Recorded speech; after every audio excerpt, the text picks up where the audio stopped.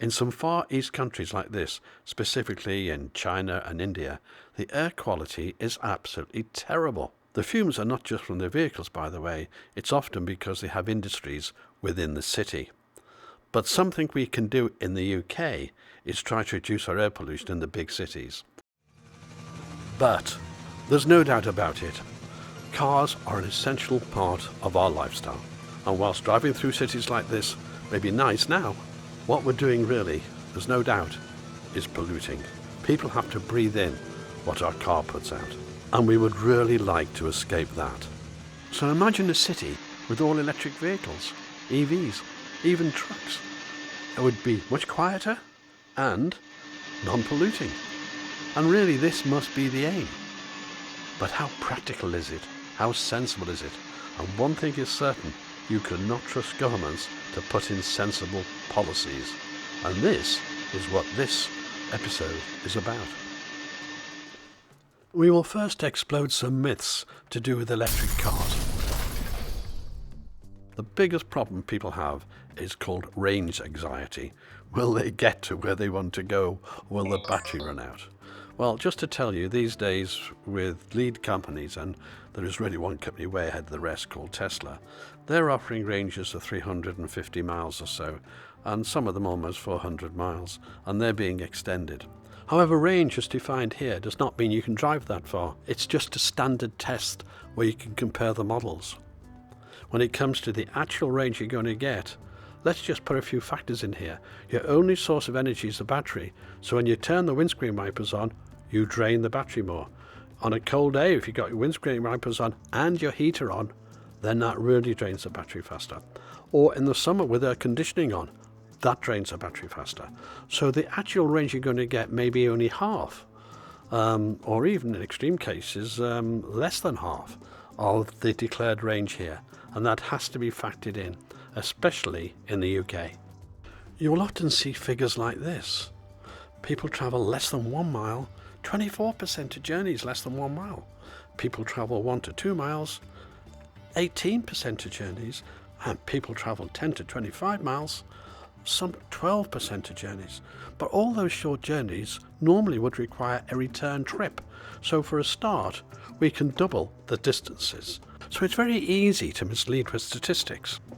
However, we can agree that the vast majority of journeys, like shopping, are short distances, and they're perfectly suited to electric vehicles. So what car range do we need for, say, short journeys like this? And so to leave a residual and be safe, we need a car with, say, a claimed range under the standard definition of, say, 130 miles to do those journeys. And that is assuming that your car is fully charged when you leave the house. Now, if you make 2 or 3 trips in a day, that is not the case. If you don't fully charge it overnight, that is not the case. If you just come back from a long trip and then need to go on a short journey, that is not the case. So whilst a 130 mile range car would cover most of your journeys, that is really not the point. The real point is you still need a car that'll do long distance journeys as well. Otherwise you'd have 1 car for short journeys and 1 car for long journeys. Pretty expensive thing to do, to leave 1 car laying about a lot of the time for long journeys. The public and our needs actually demand versatility. There are, of course, all-electric cars like the Tesla Model 3 long range that can do 348 miles as the standard distance. And so you'd be pretty safe in normal conditions of getting well over 200 miles out of it on a trip. Now there are 3 significant issues we have to deal with. The first is charging, the next is the power grid, and thirdly, our batteries. We'll discuss charging first. Whilst I have no connection whatsoever with Tesla, I am going to use them throughout this video because they are way ahead of the competition at the moment, and so looking to the future, let's hope everyone else reaches their standard. As regards charging points on the road, they're distributed all over the UK, and the car itself will tell you where they are and how much time you've got and so on to get there. Charging can be quite fast, and if you've got the all-electric sort of top models with a range of 300 and odd miles, that may be saying you're doing 250, then as long as you're charging overnight or something, you're fine. But at charging points on the road, on the superchargers, you can actually fill up most of your battery inside 30 minutes, and the car will even tell you when it's full on your phone so you can sit and have a coffee. Hence, it's already possible to plan 500-mile trips because you know where the charging points are and they're very rapidly charging, and that network will just grow. That is not the real issue with charging. The real issue is when you charge at home, because your normal routine will be to arrive home from work and plug in the charger and charge overnight. Now, you can't just use an ordinary 13-amp plug because it is simply too slow at charging. The car would never be charged by morning. So you've got to use something like a 7, a 13 or a 22 kilowatt charger. And what happens if you've got two cars? The typical cost of a charging point at home, it depends on the capacity, can be anything from about £700 to about £2,000. But there are millions of homes that will not be able to have any charger fitted because the power supply cannot take it without changing the distribution board and so on. Then, of course, there are the problems of flats and terraced houses. There are so many millions of homes that simply cannot have a charger installed.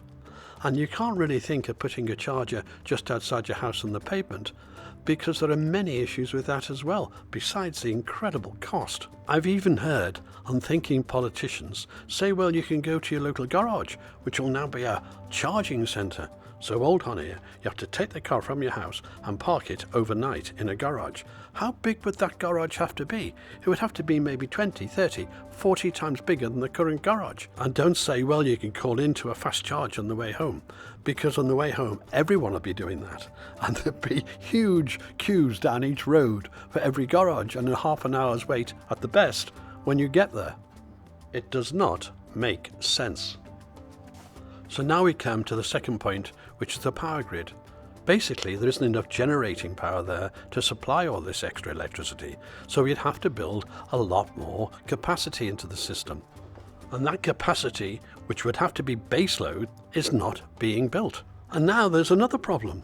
Even if you build a generating capacity, the distribution system, as it stands, wouldn't cope. A typical example, just take a housing estate and the capacity of the power cables going to that housing estate. If everyone's converting their petrol, basically, or diesel, into electric power and having charging points, then the actual supply to the housing estate is insufficient. And so we'd have to update all the transformers, update all the distribution system. The costs are enormous. And besides this, by the way, we'd be digging up an awful lot of your drives to put in these extra power cables. The cost of all this is huge. In all, the planned cost of doing away with gas and going over to green energy in Britain is measured in the hundreds of billions of pounds. And now to look at electric vehicle batteries. The batteries for the all-electric cars are simply huge and heavy. They're the biggest cost of the car. And they deteriorate at around about 2% per year. So after 5 years, you've lost 10% of your range. And this is going to affect the second-hand value as time goes on. However, companies like Tesla are working on a 1,000,000-mile battery. So maybe this will be overcome. But at the moment, it is a significant cost of owning an electric car. But hold on, we would need to expand the world's battery production by over 1,000 times. The shortages that are already occurring are just the tip of the iceberg. Nickel, an essential ingredient, takes 5 to 7 years to open up a mine, and we already have a nickel shortage. Many raw materials are going to be in short supply and their price is going to rise. This is going to be the controlling factor for the car industry getting hold of a battery. And of course, the huge disposal problems down the road of these batteries are going to be tremendous. So the government's number one target here is to reduce CO2 emissions. So let's see, does it meet that target? Research from Imperial College London showed that an electric car with a claimed range of over 200 miles never pays back its CO2 in its lifetime. And of course, these days, the range is much higher than that and the battery is much more powerful. There is no chance of electric cars ever repaying their CO2 footprint. Yet in some blind, zealous fashion, the government just carry on with the target, whilst the actual implementation of it is doing the exact opposite. So I'm afraid the government's number one target of reducing CO2, well, it doesn't even hit the board. It actually increases CO2. And besides the huge disposal problems at the end of life of these batteries, which have not been solved as yet, the batteries themselves emit a tremendous amount of CO2. The demand on the limited resources for batteries is going to simply increase the price over time, and already electric vehicles are around about 50-60% more than the average vehicle. So far I've spent about 10 minutes of your time explaining all the problems with electric vehicles. So now let's look at the solutions. Let's look in a positive manner and see how they can be used to meet our objectives. And as we started the program with air pollution, let's see how electric vehicles can help us in those cities to reduce that air pollution dramatically. The solution is to produce hybrid cars so that they charge their own batteries when the normal use using petrol or diesel, but when they enter a city, they switch over to electric. That is the way forward. That is the way to reduce pollution in cities. It gets over the charging problem at home and all the huge costs associated with it. It gets over having to produce an awful lot of extra power generation and huge amounts of extra distribution cost and disruption. It overcomes everything, and it gives us clean air. Such a vehicle could do all the short journeys to shops, etc. electrically, and you could easily charge it at home using your normal 13 amp socket. It's a simple solution, it's a practical solution, and it works. And make no mistake, even this solution would squeeze the world's resources tremendously and may not be possible. It still leaves the door open for full electric cars at the top end, but not for the mass market. That is the path forward. So what has the UK government done? It actually banned them and only allowed fully electric cars in the future, with all those problems. Basically, the government policy is extremely expensive, and it does away with the average ability of the normal family in the UK to afford a car.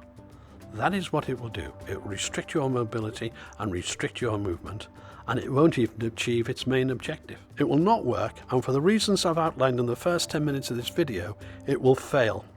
But in failing, it'll destroy a car industry. In failing, it'll actually leave us with more polluted cities. And in failing, the good part is it will actually produce more CO2, which I, of course, and by now you should know, want more of. In our target dream city we began with, we only showed you cars and light vehicles. Now as soon as you start to scale up electric vehicles, you start hitting into big problem, because the battery weight increases as a proportion of the weight of the whole vehicle. So whereas you can get away with it with light cars and small vans, as you even scale up to a truck, the amount of charging time needed per day starts at sort of 12 hours and so, becoming a real commercial problem unless you have dedicated vehicles just for the city that travel relatively slowly. A 500-mile range truck actually would lose about 30% of its load capacity because of the battery. It would cost £180,000 for the battery and take 12 hours to charge, therefore removing the truck from the road for a considerable amount of time. It's about the limit of commerciality, I would think. To scale bigger than that just becomes uneconomic. Now, taking planes for example, an Airbus 320 has 266 megawatt hours of fuel energy.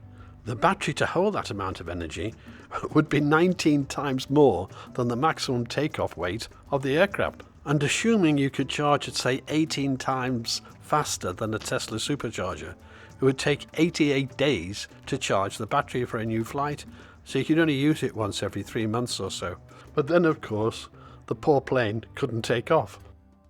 So now let's go even bigger and go to a container ship. The battery to run such a ship would weigh 1 million tons and be 5.6 times the weight of the ship, and would take some 2 years to charge. In this short simple video on electric vehicles, I have tried to give you some feel of the boundaries that exist, the limitations of electricity in transport. Of course, government after government in the UK get this wrong. We're told that diesel's good for us, and then we're told it's not. And when we're told it's not, they penalise us for it. It's the same happening again with the electrification of vehicles. Above all, what I'm keen on is reducing pollution, and in particular with transport, air pollution in cities and towns. It is perfectly possible to do this, to make a pragmatic, simple approach to the problem. But instead of that, we have governments that follow doctrines that don't even achieve their own objectives.